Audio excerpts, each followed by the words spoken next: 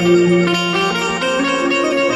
तेरा चेहरा आईने में देखता हूँ तू करे या ना करे करता हूँ मैं तुमसे प्यार तेरा चेहरा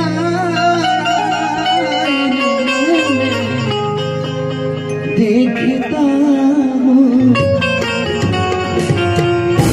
अच्छा लगता है भाई, चलिए ऐसा मान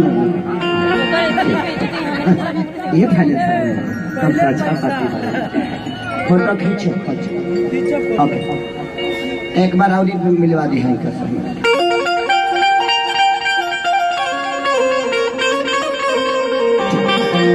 बाद में फोटो खिंचवा लिए जब हम चल जाते थे।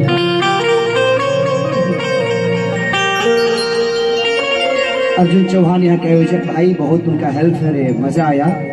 औरत का कर दिया, सच में ज्योति तुम कमाल हो, बहुत अच्छी एक्टर हो आप, बहुत अच्छी डांसर हो और आप लोग भी इतना अच्छा कोऑपरेट कर रहे हैं मुझे, सच में मुझे आप लोगों से प्यार हो गया। ऐसे तो मुझे छोड़ के जाने का मन नहीं कर रहा है, लेकिन अकेला भी कितने लोगों को देखूंगा है कि कितने लोगों को मैंने लिफ्ट दूंगा, कितने लोगों को घर छोड़ूंगा कि सही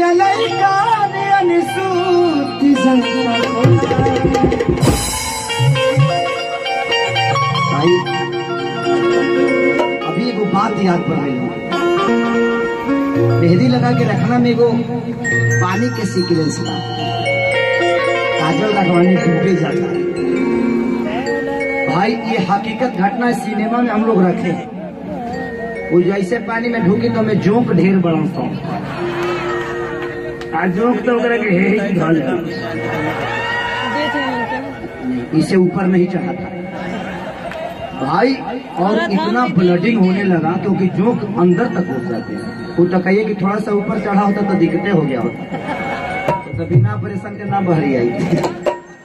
लेकिन जोंक इतना टाइट और पूरा उस पानी में कब तक वो बैठी रही उसको अंदाजा ही नहीं लगा, और पूरा पानी ब्लड हो गया। आप लोग देखिएगा, जब सिनेमा देखिएगा तो देखने को मिलेगा उसमें।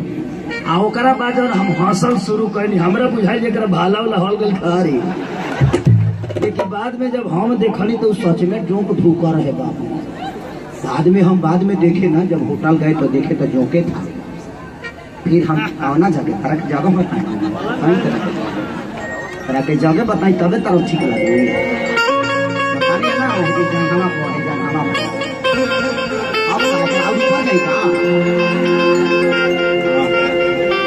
तीन तरीके देखिए ना कहाँ ढूका है, देखिए तीन तरीके देखो तो बुझा जाए जो कहाँ ढूका है। आई कि जवानी में जंग लागता ये सुजीत जी कि कहिया तो करे बहम के पट और चीत जी कि बलम बैरागी हरी लगागी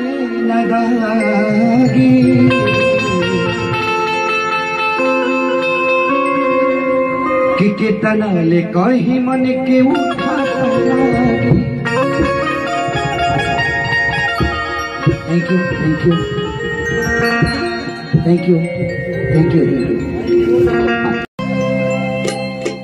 कि कतना बताई सखी अरे मरद नाही लड़े की सीढ़ी लगाई ले तसदिया पर चढ़े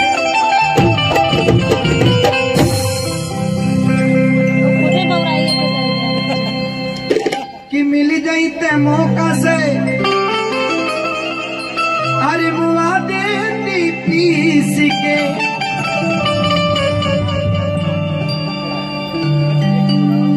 कि कितना बड़ाई करी भैया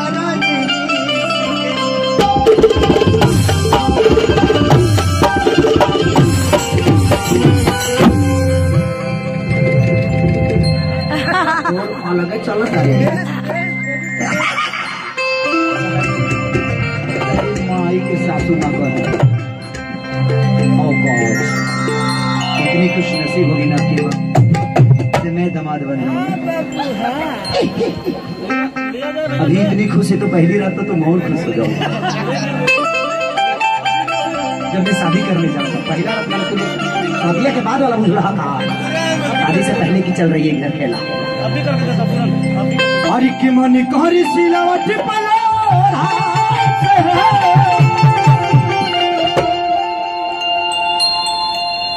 हाय कुछ दे जवानी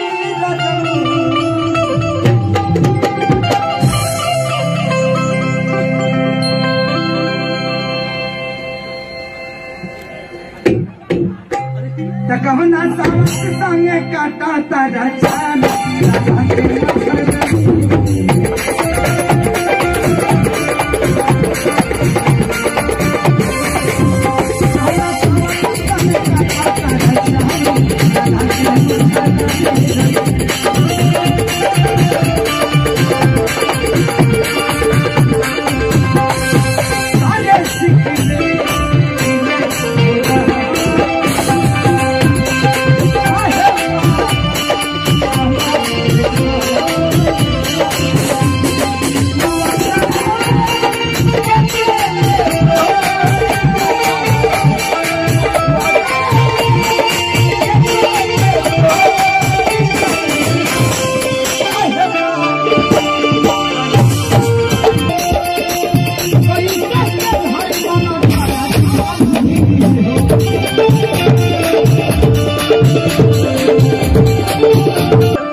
किसे जिया पका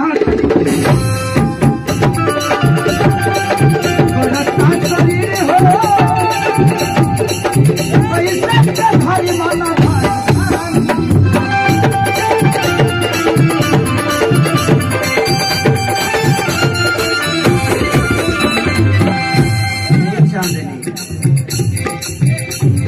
नहीं खेने रखी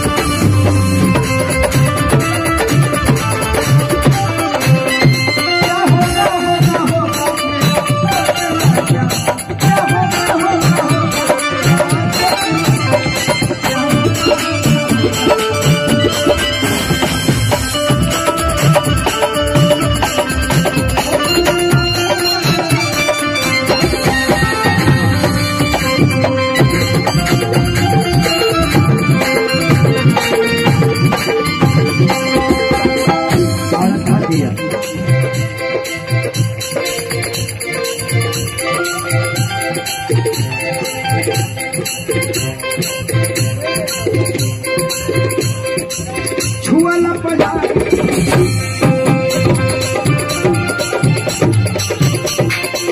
अरे धाधा काटा बोली पहिला राजा बीच हम गले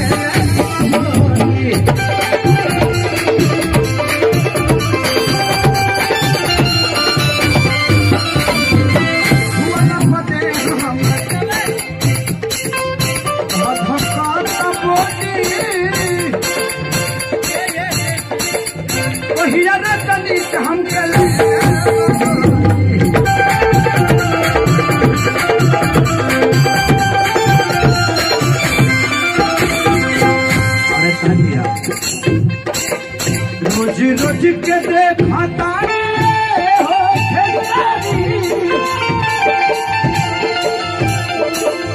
रोज रोज देखता तो हरोता हम कहानी रोज रोज देखता तो हरो कहानी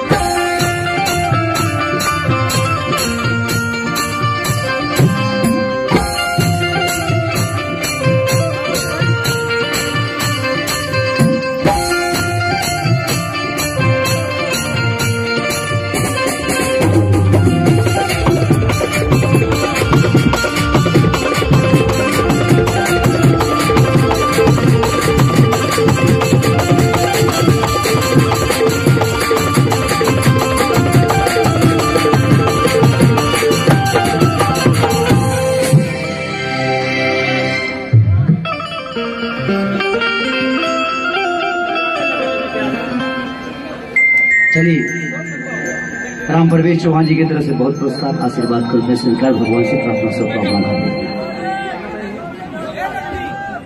रिकॉर्डिंग सुन बोलो हाला ना कर बोलो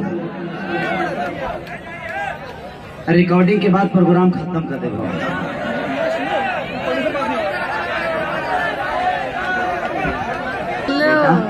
मम्मी दूसरे प्रोडक्ट के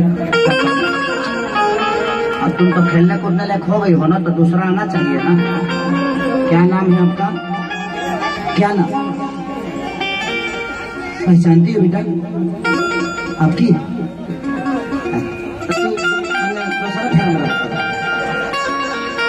जब आ गई है तो उसको सेवा करिए दूसरा प्रोडक्ट है ना